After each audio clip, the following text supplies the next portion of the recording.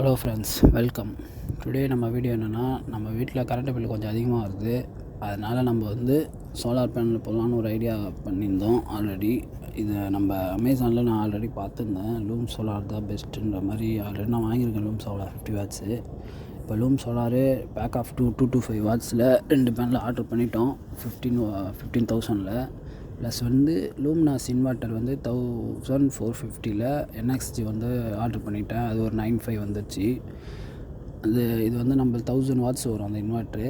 அதில் நம்ம fan, light plus TV, 2 TV plus fridge, washing machine use பண்ணுற மாதிரி தான் பிளான் பண்ணி வாங்கினது. அப்புறம் ஏசி, மோட்ரு, ஹீட்டர்லாம் மெயின் சப்ளை வர்ற மாதிரி கரண்ட் பில் இப்போதைக்கு இது பண்ணியிருக்கு. இப்போ நம்மளுக்கு பேனல் வந்துடுச்சு. டெலிவரி ஆகிடுச்சு 20ஆந்தேதியே. நம்ம ஆர்டர் போட்டு ஒரு வாரத்துலேயே பேனல் டெலிவரி பண்ணிட்டாங்க. அவ்வளோ ஃபாஸ்ட்டாக டெலிவரி பண்ணிட்டாங்க. ஆனால் எனக்கு காட்டினது ஒரு மாதம் ஆகும்னு போட்டிருந்தாங்க. ஆனால் உடனே டெலிவரி பண்ணிட்டாங்க. அதுமாதிரி இன்வெர்ட்டருமே ஒரு வாரத்தில் எனக்கு டெலிவரி ஆகிடுச்சு வீட்டுக்கு. நம்ம பேனல் லூம் சொன்னார் 2 to 5 வாட்ஸ் சொல்லியிருந்தோம்ல, அதை நான் ஓப்பன் பண்ணி பார்க்கும்போது எந்த டேமேஜும் இல்லை. மேபி டேமேஜ் இருந்தால் நம்ம ரிட்டர்ன் பண்ணுற மாதிரி இருக்கும். ஏன்னா டேமேஜ் இருந்தால் சரியாக ப்ரொடெக்ஷன் ஆகாது. அதனால் ரிட்டர்ன் பண்ணுற மாதிரி இருக்கும். அதனால் ஓப்பன் பண்ணி செக் பண்ணிட்டேன். எந்த டேமேஜும் இல்லை. ஆனால் ஃபஸ்ட்டு பேனல் பிரிக்கும்போது எனக்கு பின்னாடியே அந்த டெர்மினல்லாம் பார்த்தா நல்லா தான் இருந்துச்சு. செகண்ட் பேனல் பிரிக்கும்போது மட்டும் அந்த டெர்மினலில் ஒரு சைடு மட்டும் ப்ளஸ் சைடு மட்டும் ஒரு மாதிரி டெர்மினல் புதுசாக இவங்களே பேஸ்ட் பண்ணி ஓட்டின மாதிரி இருக்குது. மேபி அது யாராவது கஸ்டமர் யூஸ் பண்ணிட்டு ப்ரொடெக்ஷன் ஆகணும்னு ரிட்டர்ன் பண்ணியிருக்கலாம். அது இவங்க சரி பண்ணி மறுபடியும் நம்மளை அனுப்பியிருக்காங்கன்னு நினைக்கிறேன். நம்மளும் ஒரு மாதம் செக் பண்ணி பார்க்கணும். மேபி ப்ரொடெக்ஷன் இல்லைன்னா நம்மளும் ரிட்டர்ன் பண்ணிட்டு வேறு பேனல் வாங்குற மாதிரி தான் இருக்கும். ஏன்னா அவங்க பண்ணது பார்த்தீங்கன்னா அந்த பேஸ்ட்லாம் அப்படியே தெரியுது. பண்ணவங்க ஒழுங்காக கூட பண்ணல. யாரும் யூஸ் பண்ணிட்டு நம்ம ரிட்டர்ன் பண்ண மாதிரி தான் இருக்குது. பேனல் பிரித்து நம்ம ஓட்டு வீடுன்றதால ஓட்டு வீடு மேலே அப்படியே ஏற்றி மேலே ஃபிக்ஸ் பண்ணி 2 பேனலில் கனெக்ட் பண்ணி நம்ம கொடுத்துட்டோம். பிரேக்கரில் தான் 2 லைனையும் கொடுத்துருக்கோம். ஏன்னா எமர்ஜென்சி ஆஃப் பண்ணுறதுக்கு போகிறதுக்குன்னு. இப்போதைக்கு நம்ம லைன் கொடுத்து நம்ம இன்வெர்ட்டரில் லைன் கொடுத்து ஆன் பண்ணிட்டோம்.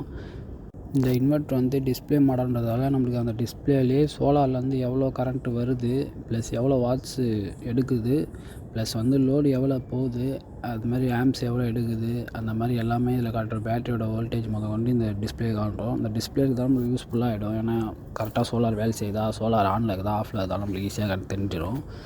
நம்ம மேலே பறனை மேலே வச்சுக்கிறதால நம்ம அடிக்கடி மேலே ஏறி போய் பார்க்க முடியாது. சண்டே மட்டும் தான் நம்ம லீவுன்றதால நம்ம மேலே ஏறி செக் பண்ணோம். ஏன்னா எவ்வளோ ப்ரொடெக்ஷன் ஆகுதுன்னு அந்த டிஸ்பிளே அதுலேயும் காட்டுது. இப்போ ஒரு நாள் செக் பண்ணும்போது 0.3 வோல்ட் அளவுக்கு வாட்ஸ் அளவுக்கு நம்மளுக்கு ப்ரொடெக்ஷன் ஆச்சு. ஒரு வாரம் கழிச்சு போய் மறுபடியும் செக் பண்ணோம். அந்த மாதிரி ப்ரொடெக்ஷன் நம்ம அடிக்கடி செக் பண்ணோம்னா நம்மளுக்கு அந்த வெயிலோட எஃபெக்ட் எந்த அளவுக்கு கிடைக்குதோ அந்த அளவுக்கு தான் ப்ரொடெக்ஷன் ஆகும். நம்ம வேறு மழை டைம் போட்டதால் இந்த ஒரு 2 நாளாகவே வெயில் அடிக்கலை. ஏன்னா நம்ம இன்ஸ்டால் பண்ணி 2 நாள் தான் ஆகுது. 2 நாளாகவே வெயில் அதிகமாக அடிக்கலை, மழை தான் பெஞ்சிருக்குது. அது நம்ம ப்ரொடெக்ஷன் இந்த வாரம் சண்டே தான் செக் பண்ணுற மாதிரி இருக்கும். அதை செக் பண்ணிவிட்டு நான் உங்களுக்கு ஒரு வீடியோ கண்டிப்பாக போடுறேன். ஏன்னா நம்மளுக்கு கரண்ட்டு பில்லு ரெடியூஸ் ஆச்சுன்னா நம்மளுக்கு நல்லது தான். ஏன்னா கரண்ட்டு பில்லை கம்மி பண்ணுறதுக்கு தான் நம்ம சோலாரே போடுறோம். எனக்கு இப்போதைக்கு 25,000 ஆச்சு இது போகிறதுக்கு மட்டுமே. இது கண்டிப்பாக ரெடியூஸ் ஆச்சுன்னா நான் இன்னும் எக்ஸ்ட்ரா சோலார் பேனலில் ஆட் பண்ணுற மாதிரி இருக்கும். இந்த இன்வெர்ட்ரு 1000 வாட்ஸ் வரைக்கும் நம்ம சோலார் பேனலில் ஆட் பண்ணிக்கலாம். அது வரைக்கும் தான் இந்த இன்வெர்ட்ரு சப்போர்ட் பண்ணும். அதனால் அந்த மாதிரி இன்வெர்ட்டர் தான் நம்ம வாங்கினோம். ப்ளஸ் 1 kV இன்வெர்ட்ரு இது. அதுவும் 1000 வாட்ஸு தான். 1000 வாட்ஸ் வரைக்கும் நம்ம அவுட்புட் எடுத்துக்கலாம். இப்போதைக்கு நம்ம லைன் கொடுத்துக்கிட்டு பார்த்திங்கன்னா ஃப்ரிட்ஜுக்கும் வாஷிங் மிஷினுக்கும் எக்ஸ்ட்ரா கொடுத்துருக்கோம். மற்றபடி 2 டிவி, 2 ஃபேனு, 2 லைட்டு எல்லாமே இப்போ இன்வெர்ட்டரில் தான் கொடுத்துருக்கோம். ஏசி, ஹீட்டரு, மோட்டரை தவிர மற்ற எல்லாமே நம்ம இன்வெர்ட்டரில் தான் கொடுத்துருக்கோம். இந்த 3 ஐட்டம் மட்டும்தான் நம்மளுக்கு கரண்ட்டு பில்லு ஆட் ஆகும். அந்த மாதிரி தான் இப்போதைக்கு லைன் கொடுத்துருக்கோம். போட்டோம் ஒரு 2 மாதம் நம்ம வெயில் செக் பண்ணிவிட்டு கரண்ட்டு பில் எவ்வளோ வருதுன்னு நான் அடுத்த வீடியோவில் உங்களுக்கு கண்டிப்பாக போடுறேன். அடுத்த வீடியோவில் நான் போடுறதுக்கு முன்னாடி கரண்ட்டு பில் மீட்டரோட எவ்வளோ நம்ம இதில் இருக்குதுன்னு பார்த்துட்டு அடுத்த வீடியோவில் நான் உங்களுக்கு கண்டிப்பாக அந்த வீடியோ போடுறேன் எவ்வளோ ரெடியூஸ் ஆகிருக்குன்னு.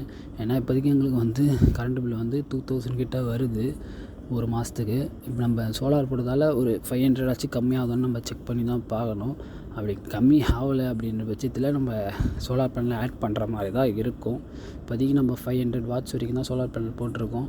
இது 2 to 5 டபுள் போட்டிருக்கோம். அதுவே 450 ஆச்சு. ப்ளஸ் என்கிட்ட ஒரு 50 வாட்ஸ் சோலார் பேனல் இருந்துச்சு. அதையும் ஆட் பண்ணி தான் இப்போதைக்கு போட்டிருக்கோம்.